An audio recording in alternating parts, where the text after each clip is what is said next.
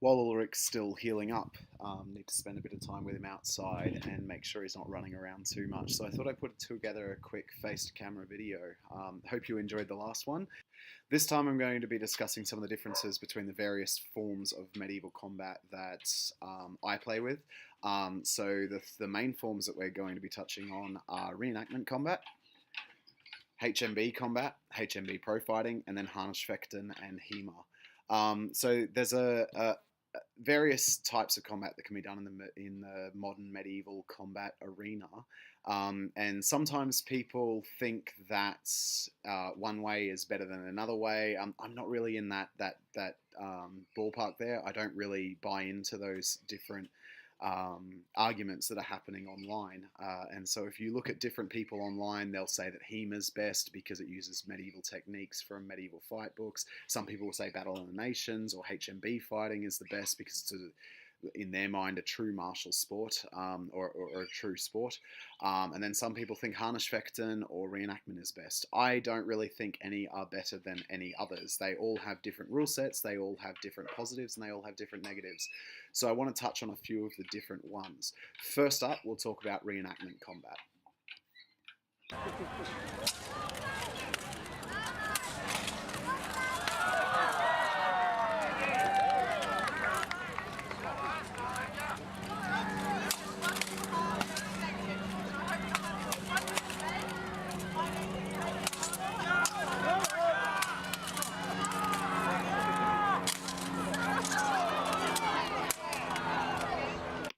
So that was some footage of myself and Mick fighting at the medieval festival in Caboolture, the Abbey Medieval Festival. Reenactment combat comes in different strands as well. I'm going to be talking about 14th, 15th century reenactment combat in Australia. This is not specific to Europe, or this is probably not the same comparison with reenactment combat for earlier medieval periods either. The rule sets we use depend on the tournament that we're fighting in. That particular tournament, the rule set was very, very simple. You had a restricted target zone, which is 10 and 2 on the helmet, so that you can only hit the crown of the helmet. You can't hit the face of the helmet or the side of the helmet. Accidents do happen, so our armor standards are a little bit different to other reenactment groups. You can hit the body, you can hit the legs.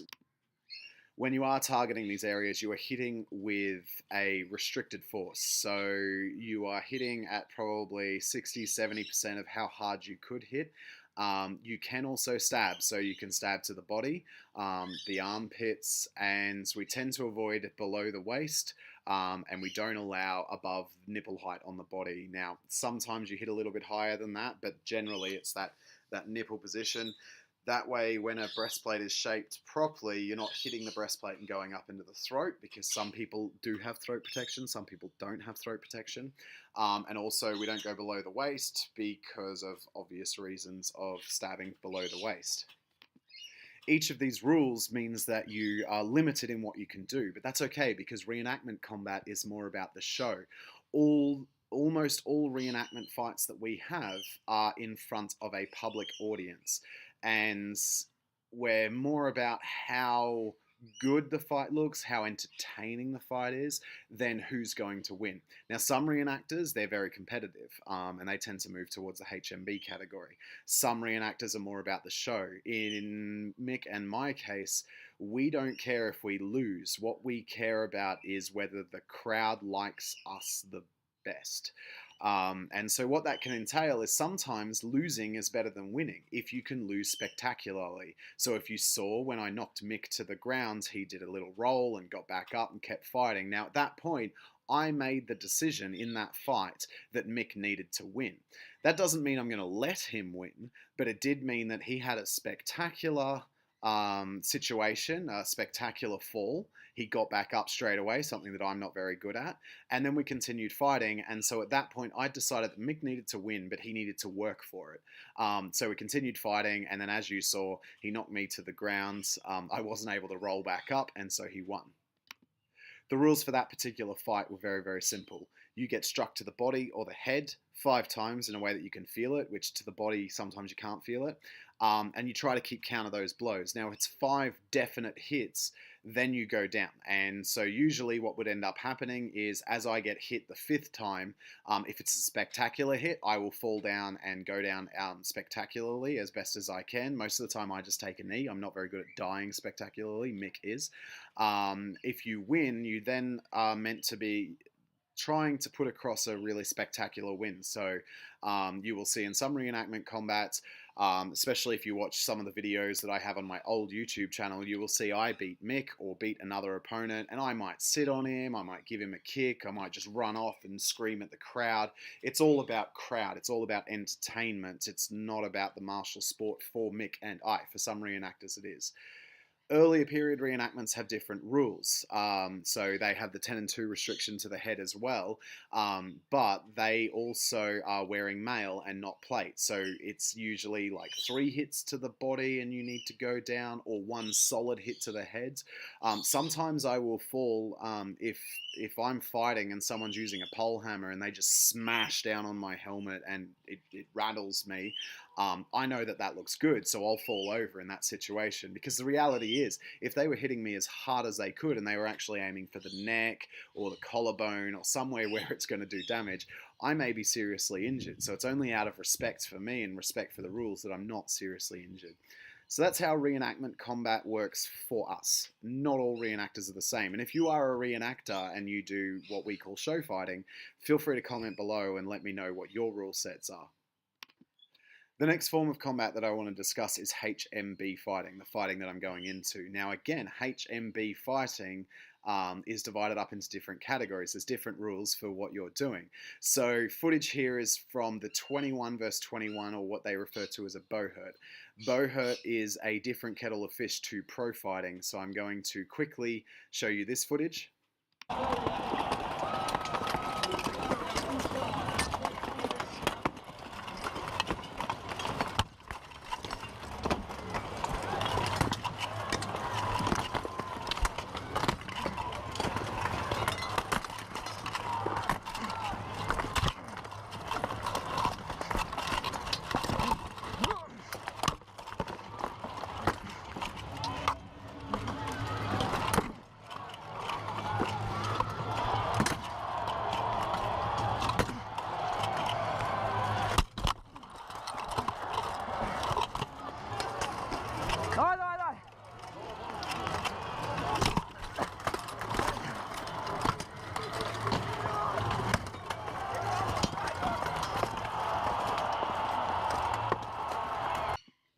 So that's bohurt. Bohurt is very, very different to pro fighting. Bohurt, the rules are very simple. You can hit pretty much anywhere on the body that's armored.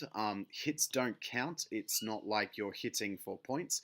But what you are aiming to do is to get your opponent to the ground. That's why a lot of people sometimes call it MMA with weapons. It's a bit different to that, but bohurt is purely an exercise in vicious martial pursuit.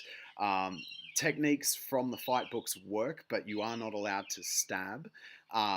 You are restricted on where you can place your weapon. So if I'm trying to take someone down, I can't put my weapon over and pull on their throat or on the back of their neck. There's all these different rules based to keep people safe.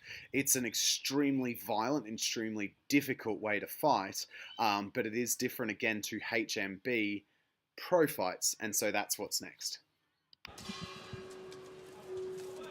And we're back, ladies and gentlemen, for a fight between Eugene Bedenko and Ivan Vasiliev. And this is the first fight of the official M1 Medieval project. As this night fighting project started by M1 is 3-minute rounds.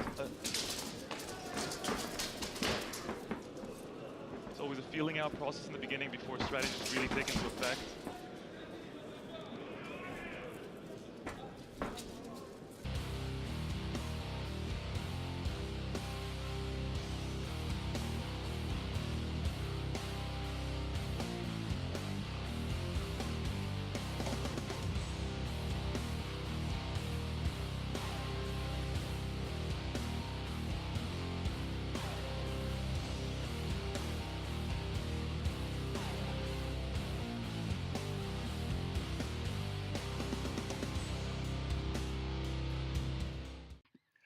Pro fighting is a bit closer to reenactment combat in that it is scored. So you will score points based on where you hit the opponent, how hard you hit the opponent, whether you've got 2 points of movement when you strike, whether you use your sword to hit them, whether you use your shield to hit them, and there's this huge amount of rules. Similar to boxing and MMA in that they have rules based on how hard you're fighting, whether you're dominating the fight, those kinds of things. They go for 3 3-minute rounds in the particular video that I shared here. That's M1 Night Fight, which is I think it's Russian pro fighting system. And so HMB, IMCF, and M1, they all have slightly different rule sets, but basically you can hit anywhere. You can strike with your shield, you can get your opponent to the ground, but in pro fighting, getting the opponent to the ground does not necessarily mean you've won. You then need to strike the opponent while they're on the ground to get more points. 3 3-minute rounds is quite difficult to do. That's what I'm training for with the boxing bag and kettlebells and those kinds of things. That's what most interests me in the sport of HMB. And then the next thing we need to talk about is HEMA. HEMA, H-E-M-A, is Historical European Martial Arts. And again, there's different rules for different tournaments. So if you're fighting in Europe and following their rule set, it's going to be different than if you're in like sword play, which happens in Brisbane in Australia. And that has possibly different rules as well. I'm not really up with the rules because there's different sections of HEMA as to what kind of weapon you're using, whether it's unarmored or armored combat.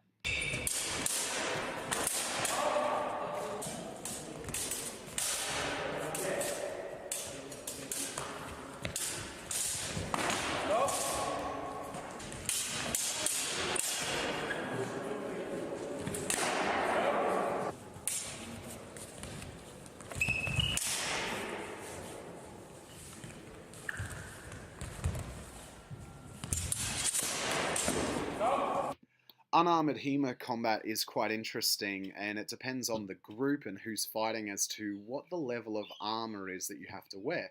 So the footage that you saw earlier, they are wearing a significant amount of armor, and in my opinion, that means that they're restricting their movements because it's modern armor, it's not medieval armor, and I've worn a lot of that armor. I move better in my medieval harness, my full steel medieval harness, than I do in all of that padding. And so I feel that they've restricted their movement. But as you saw from the footage, it's not that restricted. Their rule set works differently. They're allowed to stab to the face, stab to the throat, stab to the armpits, those kinds of things. And they get points differently based on where they strike, how they strike, whether that strike is then followed up with another strike, so whether they defended themselves. Some rule sets allow grappling, some rule sets don't. It all depends on the tournament that you're fighting in. And so by categorizing HEMA as one solid thing, it's doing a bit of an injustice, because as you are categorizing these things, you are kind of blanket terming everything. So unarmored HEMA combat is like what you just saw before. You can look it up online. There's plenty of different places to see unarmored combat. Some people do it with no armor, apart from protecting their hands because they need to go to work the next day. Some people do it with a lot of armor. And then there is armored HEMA, or Harnischfecten. So here's a video of that now.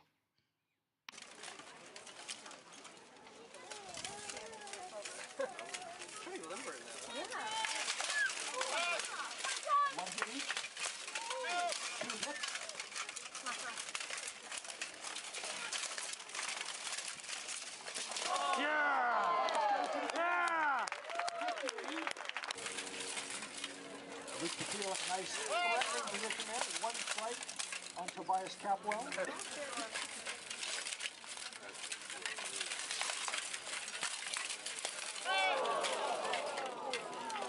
Good strike. Looks like that was the third hit for... This, again, depends on where you are fighting. That's a tournament in America. It's the Tournament of the Phoenix, I believe it's called. And so the rule set for that is you get points based on where you strike, if you're striking, where you stab, if you're stabbing. And there's a whole heap of different rules around that. And so you're taking medieval techniques that were designed for killing, and we're trying to make it safer so that we can reproduce that accurately. I do Harnischfecten as well. I'm learning Harnischfecten as well. Harnischfecten just means armored fighting. And so the rule set is slightly different to reenactment combat because you're aiming at targets that are different. So stabbing at the face, if they have a closed visor, is allowed, whereas in Australian reenactment combat, or at least Queensland reenactment combat under QLHF, you can never stab at the face. And it depends on weapon you're using and all these kinds of things. So it's hard to categorize any of these things, and you need to keep that in mind when you're looking at different combat types. The arguments about what's best, I don't buy into any of that. I don't even get into the argument of LARP versus reenactment or LARP versus HMB, because it's all different fights for different purposes. Some of it's for entertainment. Pretty much all of it is for entertainment, but some of it is for purely entertainment. Some of it is for strength and skill in armored combat, like HMB, where it's about knocking your opponent to the ground in bohurt, but it's also then got pro fighting, which is often dominated by HEMA practitioners.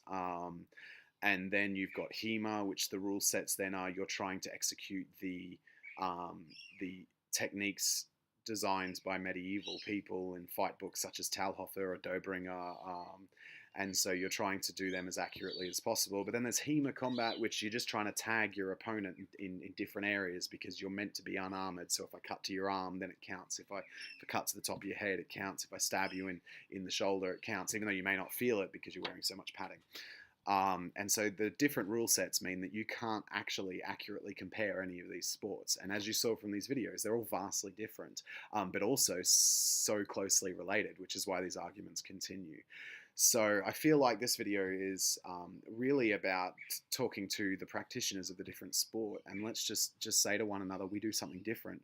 Let's try to understand what each other are doing and what we're trying to do, instead of arguing with each other, especially when you get the HEMA guys fighting against the HMB guys.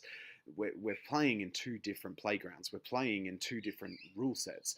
The rule sets for HMB are actually taken. They may be, in your opinion, strongly different to, but they are taken from King Rene d'Anjou's, which is a terrible pronunciation of that name, one of his tournament rule sets. And so they are using historical information. They are using somewhat historical, sportified historical armor in order to pursue something different to what Harnischfecten people are doing, which is where they try to get as accurate as possible armor, though I would argue there's some sportification to that as well. And they're trying to recreate techniques that are different to what King Rene was talking about. And so there's really no reason to be fighting amongst ourselves about this. We just want to hit each other with swords and do it safely and have fun. Thanks, guys.